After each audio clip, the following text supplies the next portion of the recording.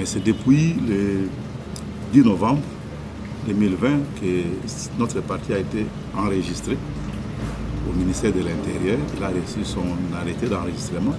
Donc il est autorisé à opérer à ciel ouvert, à se déployer et à se mettre en ordre de bataille pour les prochaines compétitions. Donc nous pouvons dire qu'au stade actuel, toutes les patiences de nos militants et sympathisants ont trouvé réponse et donc le parti se porte bien. Alors, le président Moïse Katumbi a préféré répondre à cette sortie par le silence. Seul le silence est grand dans pareilles circonstances. Je crois que les déclarations de M. Mozito n'honorent personne. Parce qu'un responsable de ce niveau aurait été capable de mieux. Et pour nous, c'est, je dirais, un non-événement. Nous aurions aimé que Mozito démontre que ce n'est pas Katumbi qui a supporté la campagne de Martin Fayulu.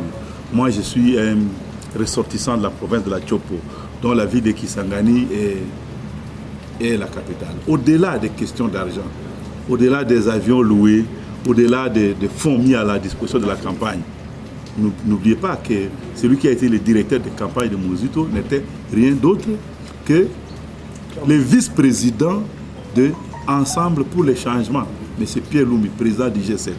Et c'est lui qui a déployé ses équipes, ses lieutenants, dont moi-même, pour coordonner, superviser la campagne dans plusieurs provinces du pays. Donc, nous sommes bien placés pour savoir et dire, témoigner de ce qui s'était passé, mais seulement, nous considérons que pour nous, c'est du passé. Il vaut mieux regarder l'avenir. La Mouka a été un label commun, un bien commun.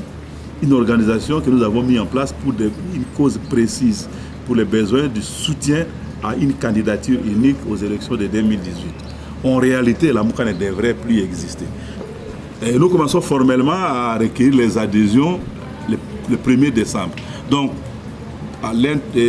dans les chefs-lieux de province, à partir du 1er décembre, le drapeau Ensemble pour la République va flotter à certains endroits qui vont être comme des points de repère pour donner l'information officielle et recueillir les adhésions des premiers des membres qui vont se présenter, des premiers des sympathisants qui vont chercher à devenir formellement membres. Mais c'est surtout à partir du 18 décembre, date anniversaire de la déclaration de création du parti, date qui va être célébrée dans la ville de Kisangani avec la sortie officielle du parti, que les choses vont s'accélérer.